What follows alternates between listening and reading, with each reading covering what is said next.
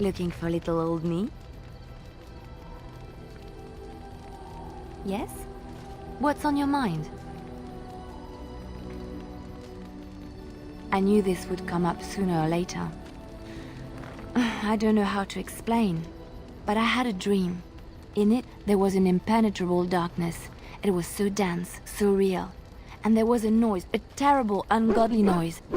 I stood on a peak and watched as the darkness consumed everything. And when the storm swallowed the last of the sun's light, I fell, and the darkness drew me in.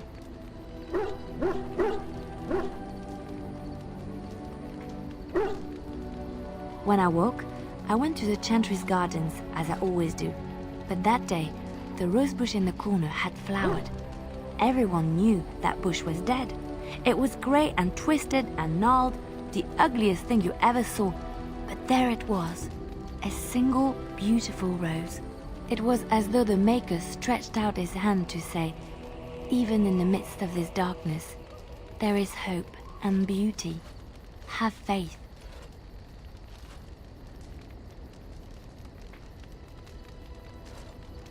In my dream, I fell, or maybe I jumped. I'd do anything to stop the blight. I know that we can do it. There are so many good things in the Maker's world. How can I sit by while the blight devours everything?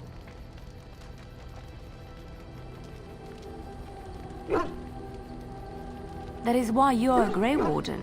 Come, there's a blight to stop.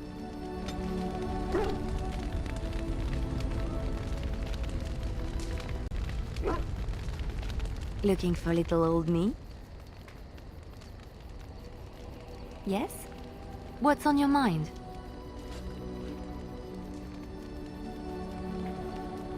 My mother was from Denerim, and I consider myself a Ferelden.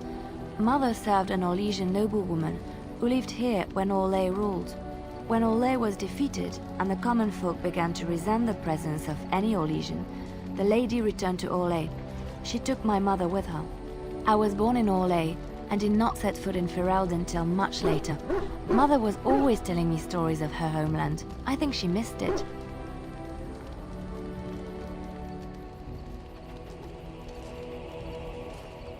Mother died when I was very young.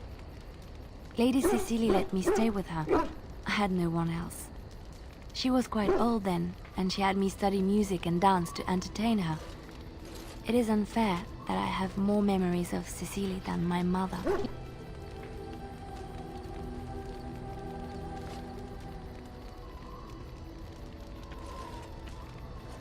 Strangely, the only thing I really remember of Mother was her scent. She kept dried flowers in her closet amongst her clothes. Small white Ferelden wildflowers with a sweet fragrance. Mother called them Andraste's Grace. They were very rare in Orlais. But enough about that. Let us move on.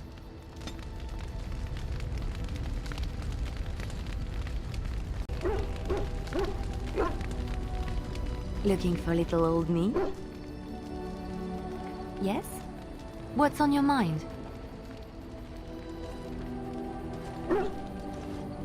I miss Valroyaux.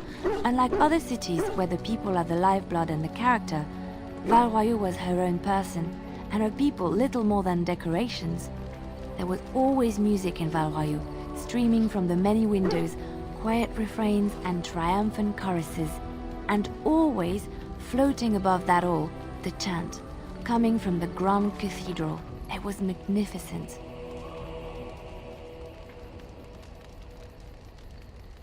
Oh, it would take me a day or two to talk about the many splendors of Orlais, her golden fields, her lush meadows. Of course, there are good things and bad things about Orlais, like anywhere else. Sometimes I miss it dearly, and sometimes I'm glad I'm rid of it. And you will laugh at this, but I miss the fine things I had in Orlais.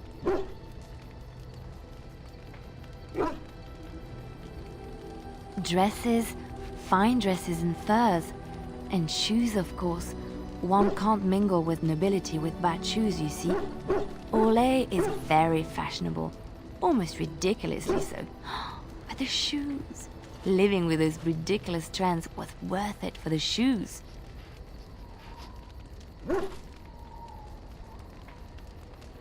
Well, they're shoes.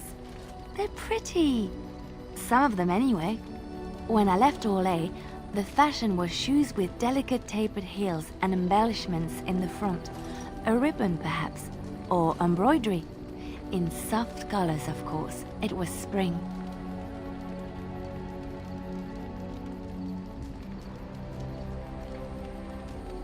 I had my eye on a pair my shoemaker was working on. It was covered in pale blue silk with amber beads on the toe. The shoes made in Orlais were exquisite. Not at all like these clunky fur-lined leather boots you have in Ferelden. Ugh, just look at them.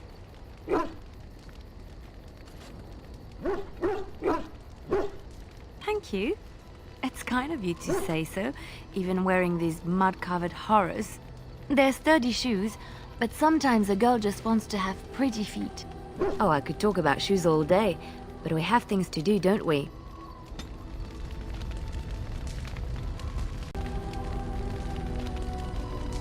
Looking for little old me?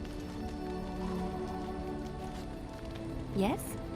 What's on your mind? Where did you hear this? And did you not think that this could be historical fact and no longer true? Not all minstrels are spies.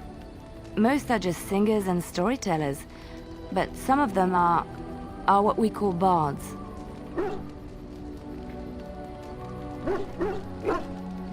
Bards are minstrels and more. Spies, as you say. Some say there is a bard order, but I don't think this is true. Many bards work alone or in small groups, doing the bidding of a patron who pays for their services. If there is an organization behind it all, no one knows who they are.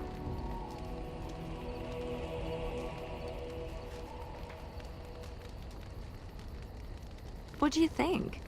They infiltrate, steal, sometimes assassinate? It depends on the bard. In Orlais, there is much rivalry amongst the highborn. They fight over land, influence, and the favor of the Empress. But they cannot do this openly because it is impolite, and in public, they wear smiling faces and pretend to be civil. In secret, they plot and scheme to destroy each other. It is a game completely meaningless to anyone but its players.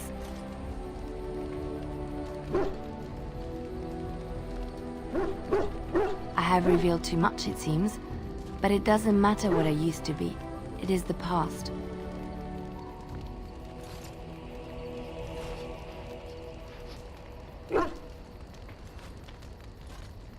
I found myself in Ferelden and sheltered from bad weather in the Chantry, and when the storm passed, I just did not want to leave. I like to see the Maker brought me here.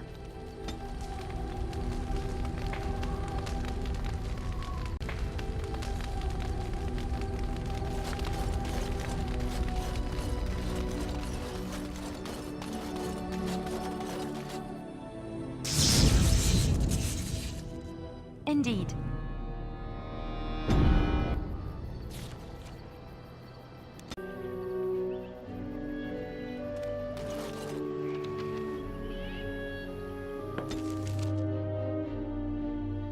I lied to you, you know, about why I left Orlais. I didn't feel like talking about it then, what happened to me. Maybe it will affect us, maybe not, but you should know. I came to Ferelden and the Chantry because I was being hunted in Orlais. I was framed, betrayed by someone I thought I knew and could trust. Marjolaine. She was my mentor and friend. She taught me the bardic arts, how to enchant with words and song, to carry myself like a highborn lady, to blend in as a servant. The skills I learned, I used to serve her, my bard master, because I loved her, and because I enjoyed what I did.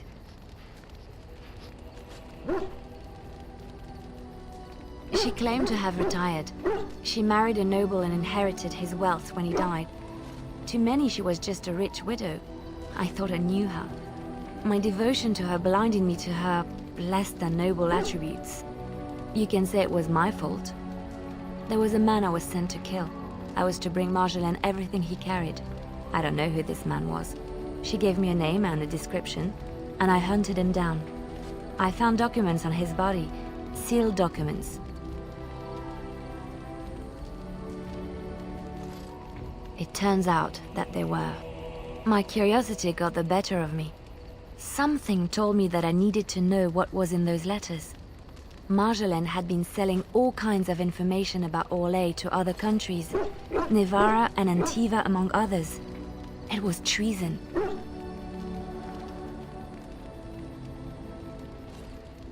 I considered it to be bad. My life as Bard taught me that my loyalties should be kept fluid. My concern was not that she was a traitor, but that her life would be in danger if she was caught. Orlais has been at war with so many countries. It takes a harsh view of such things, as I later discovered.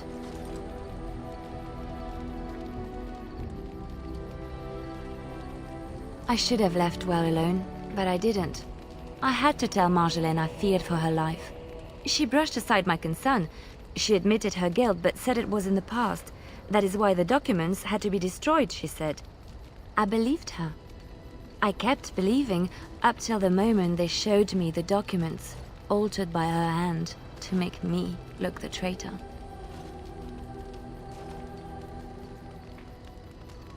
The Orlesian guards, they captured me.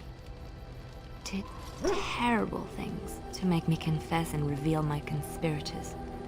It was a traitor's punishment I endured. And at the end of it, all that awaited me was eternity in an unmarked grave.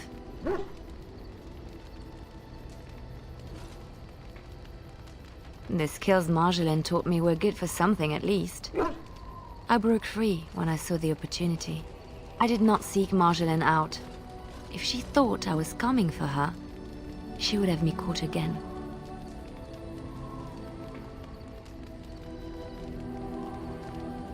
I was tempted to confront her. I was furious, betrayed. But what could I do against her? And so I fled to Ferelden, to the Chantry and the Maker. Ferelden protected my person, and the Maker saved my soul.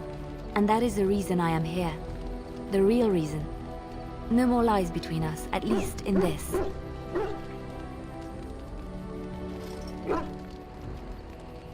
It feels good to have this off my chest. Thank you for listening and understanding.